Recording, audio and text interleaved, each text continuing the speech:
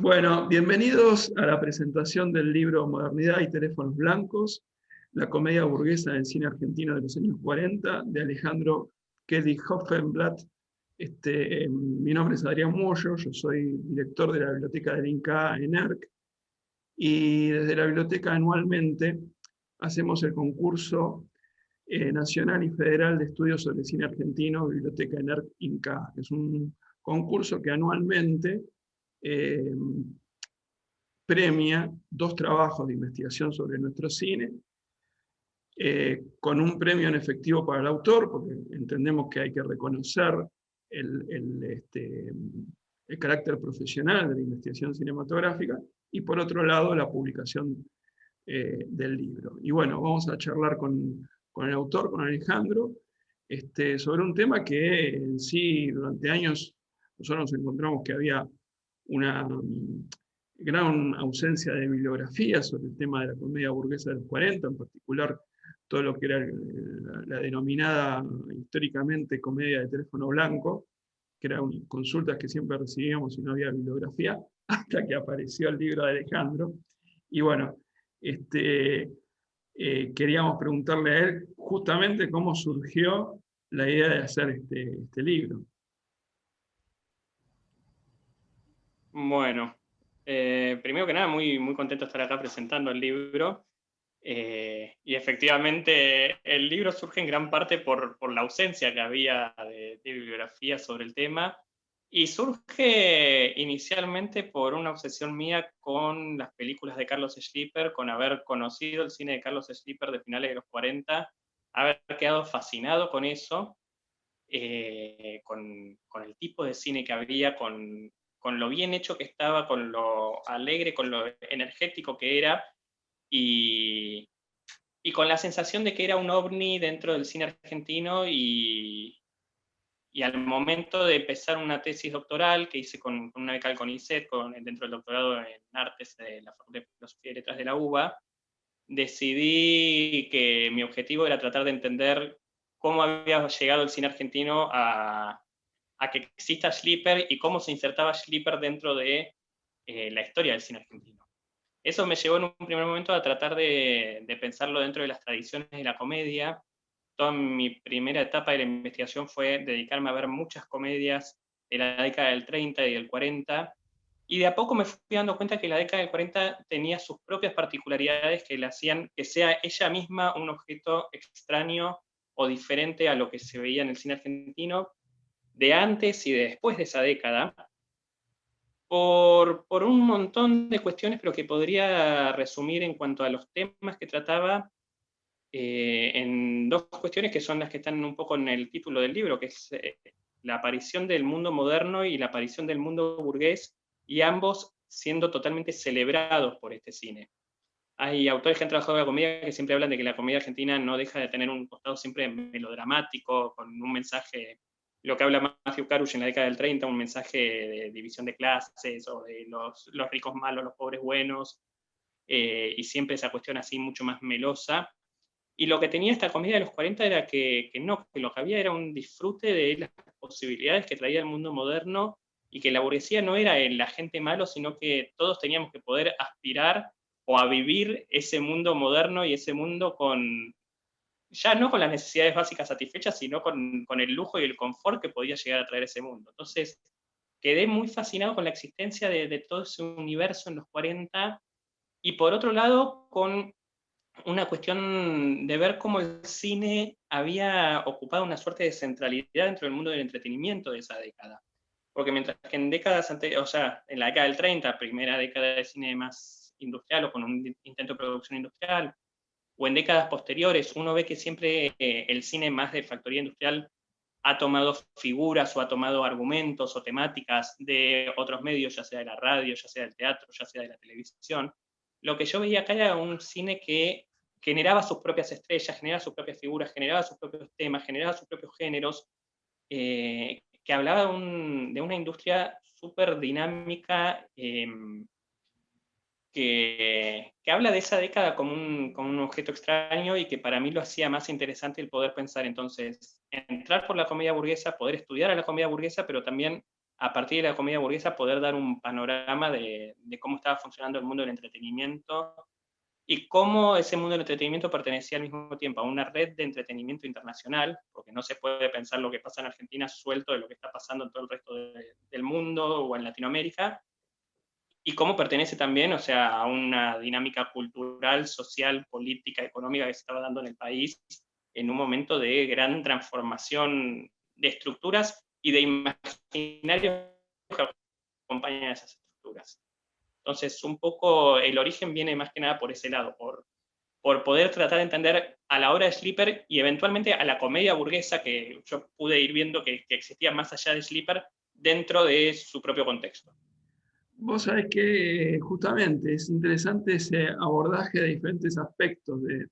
la comedia dentro del cine y el cine dentro de una cuestión intermedial, y además cómo eso refleja el ascenso social en la época, las cuestiones políticas y económicas de la época. Ahora, lo que llama la atención es que todo está en el libro, todo esto que vos contás está en el libro, pero ¿cómo hiciste para volcarlo? ¿Cómo estructuraste el libro? Y la idea fue un poco el poder dar cuenta lo más posible de todo ese universo, y ahí lo que me sirvió mucho fue una idea que tiene Raymond Williams cuando habla de las dinámicas del campo cultural, que él habla de que coexisten formas dominantes, formas residuales y formas emergentes, es decir, que la cultura y que los movimientos de los distintos sujetos culturales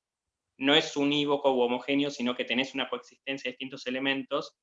Y entonces lo que pensé un poco fue, bueno, cómo poder dar cuenta del campo de la comedia en general,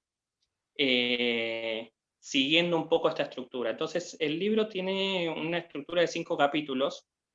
El primero es donde retomo un poco el universo anterior de la década del 30 y trato de pensar entonces cómo es el contexto de surgimiento que posibilita la emergencia de una comedia de temática burguesa dentro del cine argentino, y entonces reviso un poco lo que estaba pasando también en otros espacios, como en la radio, como en el teatro, la presencia de teatro internacional, la presencia de cine internacional, mismo dinámicas internas del cine argentino. Entonces veo que hay algunos antecedentes de películas como Nace un amor, de Luis Zaslavsky, Una porteña optimista, de Daniel Tiner, que tratan de hacer ya una comedia de ese estilo y que los críticos dicen son comedias buenas, son comedias de un estilo internacional, pero el público no está preparado. Y eventualmente llegan películas que sí, para las que el público aparentemente sí está preparado. O sea, siempre nos tenemos que guiar por lo que dicen los críticos en eso, pero con películas como Así es la vida, o ese primer ciclo que va a ser el segundo capítulo del libro, que es el cine de ingenuas.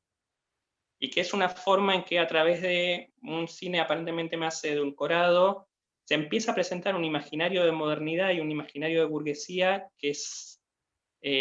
accesible para el público y que tiene muchísimo éxito y que es económicamente redituable para la industria al mismo tiempo.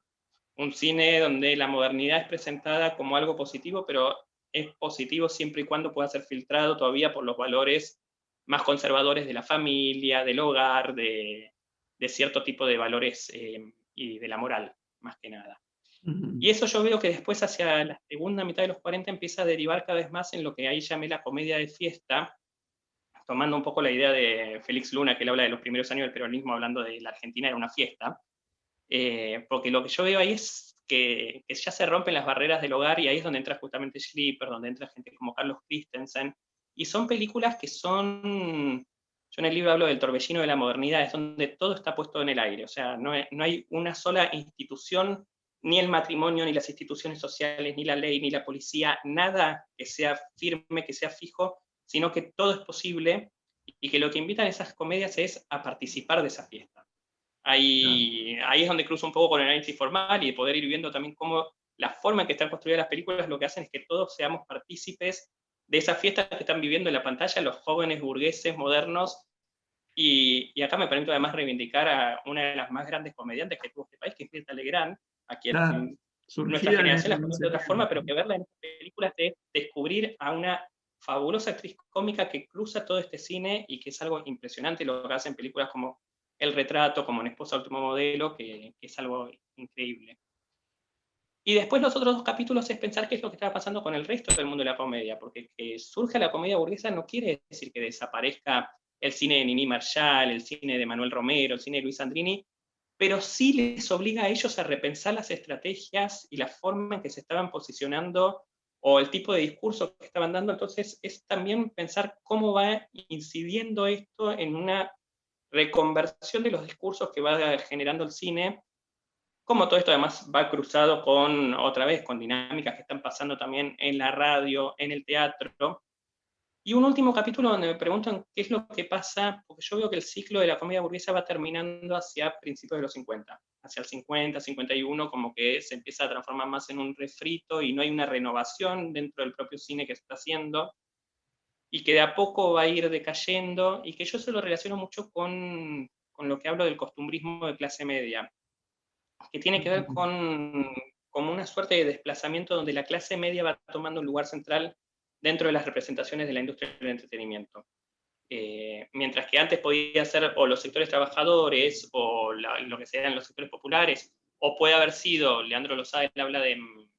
la idea de faro cultural, o sea, de cómo la burguesía intelectual o la élite intelectual tenía un lugar de faro cultural. Todo eso pasa a partir de la década del 50 con todo un proceso de reconversión social, pero también de reconversión de los imaginarios,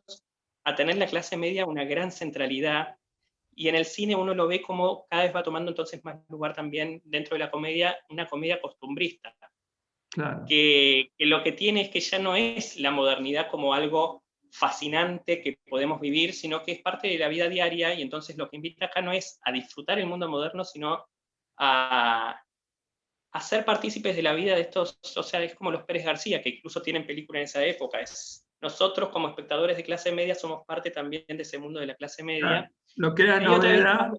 lo que era novedad se transforma en ¿eh? cotidiano. Lo que era en su momento una novedad Exacto. se transforma en Y cotidiano. que para mí además eso va cruzado con, de a poco, y más para finales de los 50, con el surgimiento de la televisión. Entonces ya incluso además el poder acceder a esa novedad que se veía en la pantalla, ya no tenemos que ir a la sala de cine, lo tenemos en nuestro propio hogar. Entonces empieza a haber toda una reconversión ahí que en cierta forma va haciendo decrecer a la comedia burguesa, va haciendo perder lugar, y un poco planteo después en el epílogo algunas derivaciones que yo veo, o sea, tratar de pensar cómo no murió, sino que se fue reconvirtiendo, y cómo podemos ver, ya sea en las telecomedias familiares o en el ciclo picaresco de Olmedo de los 70, o recientemente en las películas tipo de Ariel Winograd, comedias Ujú. románticas que están habiendo más en los Sí, sí. últimos años, cómo podemos ver todavía elementos que permiten pensar en algún tipo de descender. Nada más es la sensación de, no que fue un ovni, pero sí que fue un momento único dentro del cine argentino y que merece ser revisitado y merece ser conocido. Perfecto. Bueno, ahora queda ir al libro, conocer el libro, leerlo. El libro es una coedición, hay que decirlo, es una coedición nuestra de la ENERC con la editorial Siccus, con lo cual el libro no solamente está en librerías y en bibliotecas, digamos, sino en todo el circuito comercial, se puede conseguir por internet, todo es un libro que, digamos, se aviene muy bien a lo que buscamos nosotros desde el concurso, ¿no? Por eso te felicitamos, Alejandro, por semejante investigación, que fue premiada, hay que recordarlo, por un jurado integrado por Paula Félix Diez, Luis Ormachea y Marcos Vieites, que eligieron tu trabajo entre varios que se presentaron, y que, bueno, es el tipo de libro que nosotros buscamos, libros que significan una novedad en la historiografía del cine argentino, que sea un aporte novedoso. Y el tuyo, evidentemente, lo es. Empieza a tapar agujeros, inicia la investigación profunda sobre un tema que, como decíamos al comienzo, no estaba prácticamente tratado. Así que, bueno, Alejandro, te agradecemos por todo. Y bueno, queda a quienes están mirando esta presentación, bueno, ir a buscar el libro e ir a buscar las películas también, ¿no, Alejandro? Ir a ver las Exacto. películas, redescubrir todo ese cine con modernidad y teléfonos blancos en la mano. Bueno, gracias a todos, gracias a Alejandro y a todos los que estuvieron presentes en la presentación. Y bueno, hasta una próxima presentación. Gracias por todo. Perfecto. Gracias, y repito una cosa que dijo Adrián nomás, o sea, está bueno que lean el libro, pero todavía mejor es si este libro hace que se vean las películas. Hay que conocer esas películas, y vuelvo a lo que decía al principio de Sleeper. Sleeper yo creo que es infalible, ¿no? No conozco a nadie que le haya mostrado una película de Sleeper y que no me haya dicho, no puedo creer que exista esto. Así que búsquenlas, véanlas, disfrútenlas. ¿No? Ese es el principal objetivo, y me parece que es el principal objetivo también del concurso, poder difundir todo este cine. Sí, total. Así que Sumamos la muy invitación agradecido. especialmente a ver el cine de Sleeper. Bueno, gracias a todos y bueno, nos veremos en otro momento. Hasta luego.